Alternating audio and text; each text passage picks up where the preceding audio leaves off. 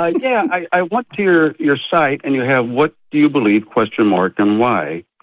And so the question comes up of, how do we even get the start of all this, and why do you believe it didn't have a supernatural creation? So I don't believe that it had a supernatural, I don't know whether or not it had a supernatural creation.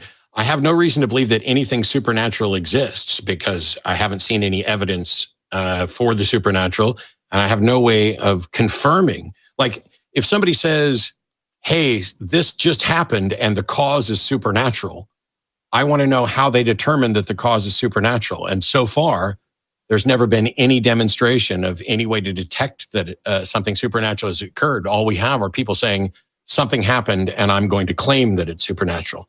When we go back to something like the origin of the universe, we don't know how the universe originated. We just know that it did. And it is a mistake to conclude that because we don't know, that we somehow should be able to say it's supernatural.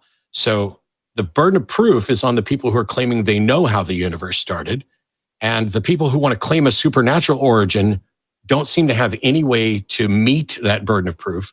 And the people who claim that it has some sort of natural scientific explanation haven't sorted it out because, there's a limit to what we can investigate right now. So we have a conservation of energy that says, energy can change forms, but it can't be created or destroyed. It can't happen naturally. So, John, how that is not proof enough for you on that? No, sir. No, sir. You said I can answer this really easily, John. That out there, John. I can answer this for you really easy. I'm here. The laws of thermodynamics apply within the universe. They do not apply outside of the universe. We have no idea whether or not those things apply prior to the origin of the universe. You can't take a law that applies within the universe that is based on the physics within the universe and say that it also applies outside the universe. And the incontrovertible proof of this is that would mean that whatever God you have believed in is also subject to those laws. And I don't think you believe that. Not within. We know within the universe. We are in this universe, John, Matt. We are John, in this universe. John, shut up and listen for a second. You are not listening. The origin of the universe, whatever caused the universe, is it within the universe or is it outside the universe? It's outside the universe. Yes. Why didn't you just say that when I asked you a minute ago? And you also acknowledged that the laws of thermodynamics don't apply outside the universe. So you cannot then use the laws of thermodynamics to tell me how the universe started. If you claim that the origin of the universe is supernatural, how can you demonstrate that that is true? Because the law of thermodynamics proves that it's true. No, sir, it doesn't. The law of thermodynamics doesn't tell you anything about whether something is natural or supernatural. That has nothing to do with the laws of thermodynamics.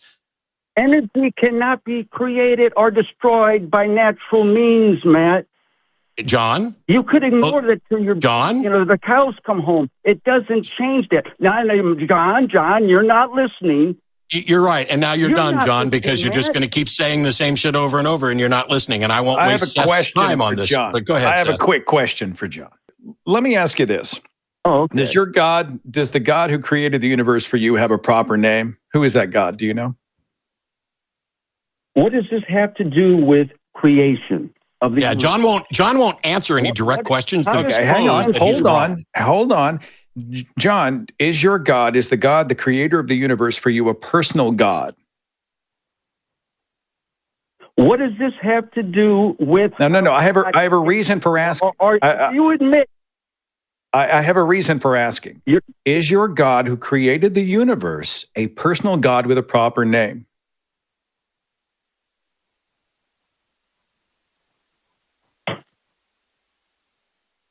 You're diverting. I could give you an answer. John is a dishonest interlocutor who will not answer questions because he knows he's full of shit.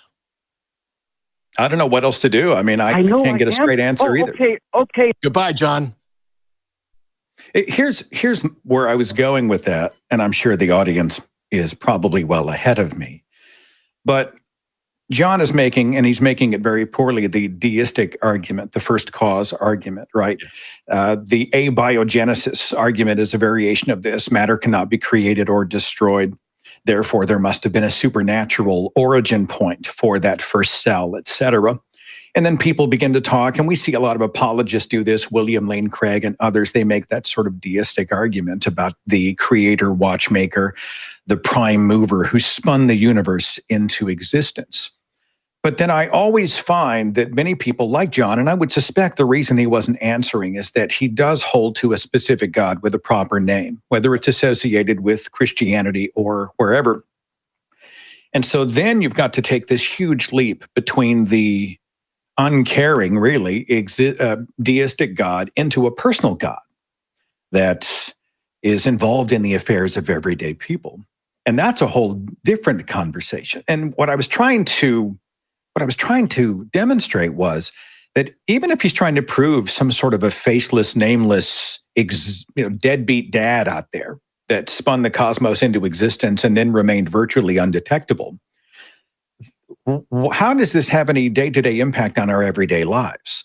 And if that deity existed and truly did have godlike powers and didn't care enough to involve himself or herself or itself with us, what do we care?